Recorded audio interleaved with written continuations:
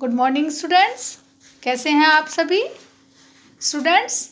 जैसा कि आप सभी जानते हैं कि हम लोग हिस्ट्री में चैप्टर 1 फ्रांसीसी क्रांति पढ़ रहे हैं और इसमें अभी तक हमने 18वीं सदी के उत्तरार्ध में फ्रांसीसी समाज, क्रांति की शुरुआत और फ्रांस में राजतंत्र का उन्मूलन और गणतंत्र की स्थापना के बारे में पढ़ा। आज बच्चों हम क्या महिलाओं के लिए भी क्रांति हुई, दास प्रथा का उन्मूलन तथा क्रांति और रोजाना की जिंदगी के बारे में पढ़ेंगे। तो बच्चों चलिए स्टार्ट करते हैं। क्या महिलाओं के लिए भी क्रांति हुई? जैसा कि बच्चों मैंने आपको बताया था कि जो फ्रांसीसी क्रांति हुई उसके जो कारण वगैरह हैं उनके बारे में हम अभी पढ़ चुके हैं। बच्चों जो फ्रांसीसी क्रांति थी उसमें जो महिलाएं थी उनकी भूमिका बहुत ही महत्वपूर्ण रही। जो महिलाएं थी बच्चों प्रारंभ से ही फ्रांसीसी समाज में वो महत्वपूर्ण बदलाव लाने वाली गतिविधियों में सक्रिय रूप से सम्मिलित थी और उन्हें आशा भी थी कि जो उनकी जो ये भागीदारी है क्रांति सरकार को उनका जीवन सुधारने के लिए ठोस कदम उठाने के लिए क्या करेगी, प्रेरित करेगी। क्योंकि जो महिलाओं की स्थिति थी वो बहुत ही दयनीय थी, उस समय अच्छी नहीं थी। और जो तीसरे स्टेट की ज़्यादातर महिलाएं थी वो जीविका निर्वाह के लिए काम करती थी। वे सिलाई, बुनाई, कपड़ों की धुलाई आदि करती थी और बाज़ारों में फल सब्जियां बेचती थी। और वो बच्चों जो संपन्न घर थे, जो समृद्धशाली जैसे कहते हैं ना कि उच्च वर्ग के जो घर थे उनमें वो घरेलू काम भी करती थी। और जो मोस्टली महिलाएं थी, अधिकांश महिलाओं को बच्चों पढ़ाई लिखाई और व्यावसायिक प्रशिक्षण जानते हो ना कि किसी भी काम को सीखने के लिए जो ट्रेनिंग दी जाती है उस सब के उनको अवसर प्राप्त नहीं थे। केवल जो कुलीन थे, जो उच्च वर्ग थे, जो धनी वर्ग थे, जो पैसे वाले थे, उनकी जो लड़कियां होती थी और उनको ही क्या किया जाता था, वही कॉन्वेंट मतलब कि इंग्लिश मीडियम स्कूल होते थे ना, उनमें पढ़ पाती थी। और इसके बाद उनकी क्या कर दी जाती थी, शादी कर दी जाती थी। और जो लेकिन कामकाज महिलाएं थी वो अपने परिवार का सिर्फ उनको पालन पोषण करना पड़ता था और पुरुषों की तुलना में बच्चों उनका इस मामले में भी शोषण होता था। पुरुषों की तुलना में उनको कम मजदूरी दी जाती थी। मतलब कि वही काम एक पुरुष कर रहा है और वही एक स्त्री कर रही है तो पुरुष की अपेक्षा स्त्री को क्या किया जाता था, कम वेतन मिलता था। महिलाओं ने बच्चों अपने हितों की रक्षा के लिए अपने लिए उन्होंने आवाज़ उठाई और उन्होंने क्या किया, इस आवाज़ उठाने के लिए उन्होंने क्या किया, अपनी स्थिति में सुधार लाने के लिए उन्होंने स्वयं राजनीतिक क्लब शुरू किए और अखबार निकाले।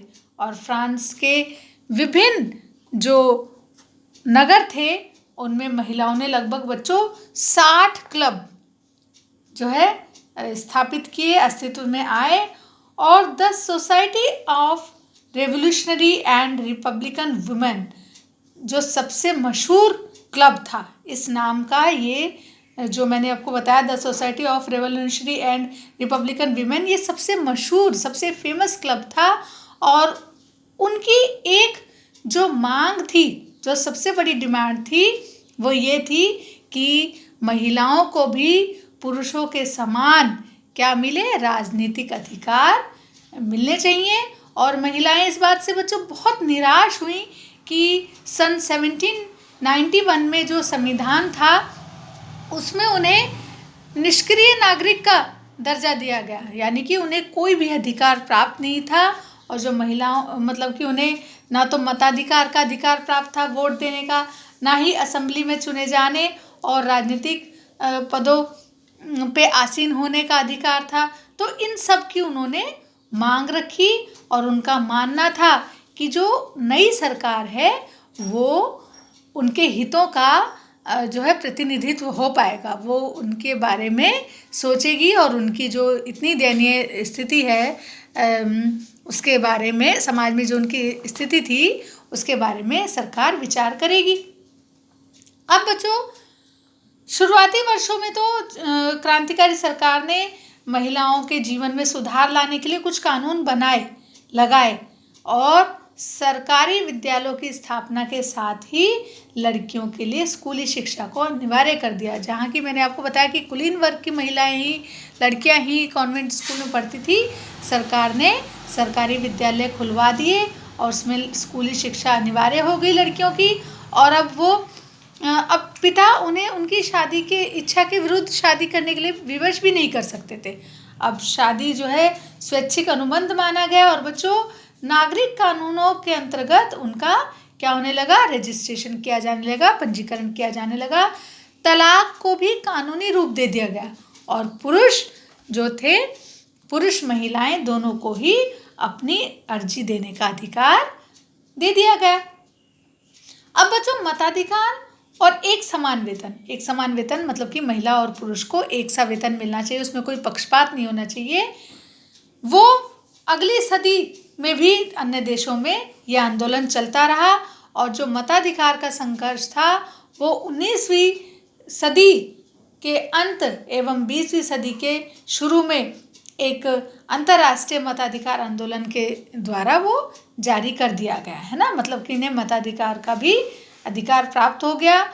और क्रांतिकारी आंदोलन के दौरान जो फ्रांसीसी महिलाएं थी उनको राजनीति सरगर्मियों को प्रेरक स्मृति के रूप में जिंदा रखा गया और अंततः बच्चों, मैंने आपको बताया कि सन 1946 में फ्रांस की महिलाओं को वोट देने का अधिकार उन्होंने हासिल कर लिया। बच्चों, जो एक क्रांतिकारी महिला थी ओलंप दे गूज, वो जो थी वो फ्रांस की राजनीतिक रूप में उनकी जो थी वो सक्रिय महिलाओं में सबसे महत्वपूर्ण थी। और उनका क्या लक्ष्य था, जो ओलंप दे गूज थी के हिसाब से सभी राजनीतिक संगठनों का लक्ष्य पुरुष और महिलाओं के जो नैसर्गिक अधिकार थे उनको संरक्षित करना है। उनका विचार था कि कानून को सामान्य इच्छा की अभिव्यक्ति होनी चाहिए, सभी को अपनी बात कहने का अधिकार मिलना चाहिए। सभी महिलाएं एवं पुरुष अपनी योग्यता और प्रतिभा के आधार पर समान रूप से बिना किसी भेदभाव के हर किसी को समान और सार्वजनिक पद के अधिकारी हों।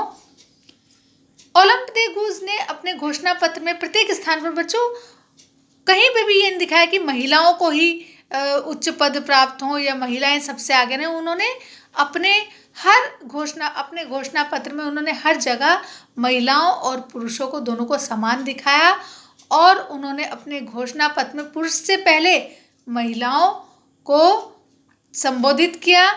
वहीं दूसरी ओर पुरुष एवं नागरिक अधिकार घोषणा पत्र में कहीं पर भी बच्चों महिलाओं का नाम नहीं आया। तो बच्चों, अभी हमने पढ़ा कि जो फ्रांसीसी क्रांति थी, क्या महिलाओं के लिए भी क्रांति हुई। अब हम पढ़ेंगे दास प्रथा का उन्मूलन। दास प्रथा जानते हो ना, दास प्रथा का मतलब होता है बच्चों कि किसी भी व्यक्ति को बंधक बनाकर जबरदस्ती उसकी इच्छा के विरुद्ध उससे काम करवाना, है ना, उसका शोषण करना, ये किसके अंतर्गत आता है, ये दास प्रथा कहलाती है। बच्चों, जैकोबिन शासन द्वारा जो महान एवं क्रांतिकारी सामाजिक सुधार हुए, दास प्रथा का उन्मूलन उनमें से एक था, है ना। कैरिबियाई उपनिवेश और मार्टिनिक, गॉडलोप और सैन डोमिंगो जो थे, तंबाकू, नील, चीनी एवं कॉफी जैसी वस्तुओं के लिए वो क्या थे, ये जगह जो महत्वपूर्ण आपूर्ति करता थे, है ना। और बच्चों, अपरिचित एवं दूर देश को जाने को काम करने के प्रति जो यूरोप के लोग थे उनकी अनिच्छा का अर्थ था क्या था कि वहाँ बागानों में क्या थी, श्रम की कमी थी और इस कमी को यूरोप, अफ्रीकी और अमेरिका के बीच त्रिकोणीय दास व्यापार द्वारा पूरा किया जाता था। भाई बागान में जो श्रमिक थे उनकी कमी थी, काम करने वालों की कमी थी। तो इस कमी को कैसे पूरा किया गया? दास व्यापार के द्वारा। दास व्यापार 17वीं शताब्दी में बच्चों शुरू हुआ और फ्रांसीसी सौदागर क्या करते थे? अपने अफ्रीकी तट पर अपने जहाज ले जाते थे और वहाँ के जो स्थानीय सरदार, जैसे कि कोई एक, जैसे कहते हैं ना दबंग व्यक्ति, शक्तिशाली व्यक्ति है, और वो क्या करता था कि दास खरीद लिए, पैसे दे दिए उन्होंने दूसरे व्यक्ति को, और उनसे दास कुछ व्यक्तियों को खरीद लिया और उन्हें दास बना लिया। तो वो उन सरदारों से जो थे, ये अफ्रीकी फ्रांसीसी सौदागर जो थे, वो दास खरीदते थे और इन दासों को बच्चों, ये जो दास थे, इन व्यक्तियों को दाग कर, मतलब कि जैसे जलती हुई लकड़ी लगा देते हैं ना, तो ऐसे दाग कर निशान बना देते थे। इनके हाथों में हथकड़ियाँ डाल देते थे और ऐसा करने के बाद इन्हें अटलांटिक महासागर के पार जो कैरिबियाई देश थे वहाँ तक जाने में, अटलांटिक महासागर पार करने में बच्चों 3 माह लग जाते थे। 3 महीने की यात्रा होती थी ये। तो इन 3 माह की लंबी जो समुद्री यात्रा के लिए उन जो दास थे उनको जहाज़ों में ठूस दिया जाता था बुरी तरह से, है ना। और उन्हें वहाँ जाके क्या किया जाता था? उन्हें वहाँ बागान मालिकों को बेच दिया जाता था। और दास श्रम के बल पर ही, ये जो दास लोग थे, इन्हीं की मेहनत के बल पर जो यूरोप के बाजार थे, वहाँ पर चीनी, कॉफ़ी और नील की बढ़ती मांग को पूरा करना संभव हुआ। तो बच्चों 18वीं सदी में क्या हुआ? फ्रांस में जो दास प्रथा थी, 18वीं सदी में भी उसकी अधिक निंदा नहीं हुई, मतलब कि उसे बुरा नहीं माना गया। और यहाँ तक कि जो नेशनल असेंबली थी उसमें लंबी बहस हुई, उस बहस के बाद भी दास प्रथा की अधिक निंदा नहीं हुई। और सन 1794 के कन्वेंशन ने फ्रांसीसी उपनिवेशों में सभी दासों की मुक्ति का कानून पारित किया गया कि मतलब कि भाई कोई किसी को दास नहीं बनाएगा और ये जो दास है इनको मुक्त कर दिया जाए, इनको आज़ाद कर दिया जाए। तो बच्चों ये कानून थोड़े समय तक तो लागू रहा, लेकिन 10 वर्ष बाद नेपोलियन ने जो दास प्रथा थी उसे फिर से पुनः शुरू कर दी और बागान मालिकों को अपने आर्थिक हित सुधारने के लिए, आर्थिक हित साधने के लिए, मतलब कि अपना पैसा कमाने के लिए, अपने आप को आर्थिक रूप से मजबूत बनाने के लिए वो क्या करते थे के लिए अफ्रीकी निग्रो जो थे लोगों को गुलाम बनाने की आज़ादी मिल गई। अफ्रीका के रहने वाले जो लोग थे उनको निग्रो, एक जो लोग थे बच्चों, निग्रो जो है, निग्रो उनके लिए यूज़ किया जाता था शब्द, जो अफ्रीका के सहारा के रेगिस्तान के दक्षिण में रहने वाले जो लोग थे उनको निग्रो कहा जाता था और उनको गुलाम बनाने की आज़ादी मिल गई। अब आखिरकार सन 1848 में बच्चों जो फ्रांसीसी उपनिवेश थे, अंतिम रूप से दास प्रथा का क्या कर दिया गया? उन्मूलन कर दिया गया। दास प्रथा खत्म कर दी गई। तो बच्चों हमने पढ़ा कि किस तरह से दास प्रथा का उन्मूलन हुआ। अब हम पढ़ेंगे क्रांति और रोजाना की जिंदगी। बच्चों सन 1789 के बाद क्या हुआ? बाद के जो वर्ष थे उनमें फ्रांस के जो पुरुष थे और महिलाएं थी और बच्चे थे, उनके जीवन में बहुत बड़ा बदलाव आया। जो क्रांतिकारी सरकार थी उन्होंने कानून बनाकर जो स्वतंत्रता और समानता के आदर्शों को रोजाना की ज़िंदगी में उतारने की कोशिश की। मतलब कि क्रांतिकारी सरकार ने नए कानून बनाए, उस कानून में क्या किया गया? सभी को स्वतंत्रता और समानता का अधिकार दिया। बास्तिल के दुर्ग के विध्वंस के पश्चात, जब जैसा कि मैंने आपको पहले बताया था कि बास्तिल का जो किला था उसको गिरा दिया गया था, सन 1789 की जो गर्मियाँ थी बच्चों, उसमें सबसे महत्वपूर्ण कानून जो था वो अस्तित्व में आया। वह क्या था? और एक तो सेंसरशिप की समाप्ति था और प्राचीन राजतंत्र के तहत सभी जो लिखित सामग्री थी या सांस्कृतिक गतिविधियां थी, जैसे किताब, अखबार, नाटक, इन सबको राजा के जो सेंसर अधिकारी थे उनके द्वारा पास किए जाने के बाद ही क्या किया जा सकता था, प्रकाशित किया जा सकता था या मंचित किया जा सकता था, मतलब कि नाटक को मंच पे पेश किया जा सकता था। लेकिन अब अधिकारों के घोषणा पत्र ने भाषण एवं अभिव्यक्ति की स्वतंत्रता को क्या कर दिया बच्चों, नैसर्गिक अधिकार घोषित कर दिया, मतलब जरूरी है ना। और परिणाम स्वरूप फ्रांस के शहरों में क्या हुआ, जो अखबार थे, पर्चे थे और पुस्तकें थीं और छपी हुई तस्वीरें थी, उनकी तो बाढ़ आ गई और वो जहाँ से वह तेजी से क्या हो गया, गांव देहात तक पहुंचने लगे। ये सब चीज़ें, अखबार, पर्चे, पुस्तकें, उनमें फ्रांस में घट रही जो भी घटनाएं होती थी या जो भी परिवर्तन हो रहा था, जो भी बदलाव हो रहे थे, उन सब का ब्यौरा और उन पर टिप्पणी होती थी। और प्रेस की स्वतंत्रता का अर्थ ये था कि किसी भी घटना पर परस्पर विरोधी विचार भी व्यक्त किए जा सकते थे। मतलब कि यदि हम किसी बात का हम साथ नहीं दे रहे हैं, हम किसी बात का समर्थन नहीं दे रहे हैं और हम उसके विरुद्ध हैं, तो हम अपने विरोधी विचार भी व्यक्त किए जा सकते थे।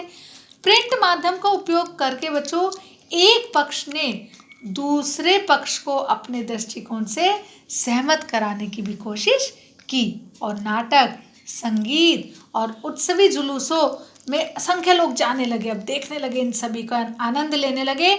और स्वतंत्रता और न्याय के बारे में जो राजनीतिज्ञ थे, वे दार्शनिक थे, उनके जो पांडित्यपूर्ण लेखन थे, उनको समझने और उनसे जुड़ने का, मतलब पांडित्यपूर्ण मतलब कि जो उनके अच्छे शिक्षाप्रद जो लेखन थे, अच्छी बातें जो थी, उनसे जुड़ने का और उन्हें समझने का ये लोकप्रिय माध्यम था। क्योंकि किताबों को पढ़ना तो मुट्ठी भर शिक्षितों के लिए ही संभव था, लेकिन बच्चों किताब तो जो पढ़े लिखे हैं बस वही पढ़ पाएंगे ना, लेकिन नाटक है, संगीत है, जुलूस है, इन्हें तो चाहे कोई पढ़ा लिखा है चाहे नहीं पढ़ा लिखा है, सभी अच्छे से समझ लेंगे। तो उनके माध्यम से क्या किया गया, विचारों को व्यक्त किया जाने लगा। स्टूडेंट्स, आज हमारा हिस्ट्री में चैप्टर 1 कंप्लीट हुआ। आप सभी को बच्चों जो भी होमवर्क मिलता है उसको साथ साथ कंप्लीट करते रहिए, ताकि आपका कोई भी वर्क पेंडिंग ना रहे। और बच्चों जब नेक्स्ट लेक्चर होगा हमारा, तब हम ज्योग्राफी में चैप्टर 1 स्टार्ट करेंगे। तो बच्चों फिर मिलते हैं, तब तक के लिए take care and good bye.